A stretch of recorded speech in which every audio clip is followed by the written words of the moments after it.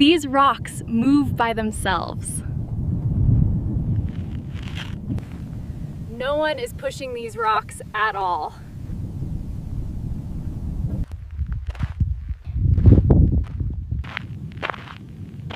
This place is in Death Valley.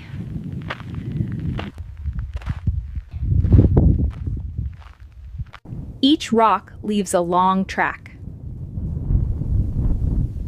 Some trails stretch for meters.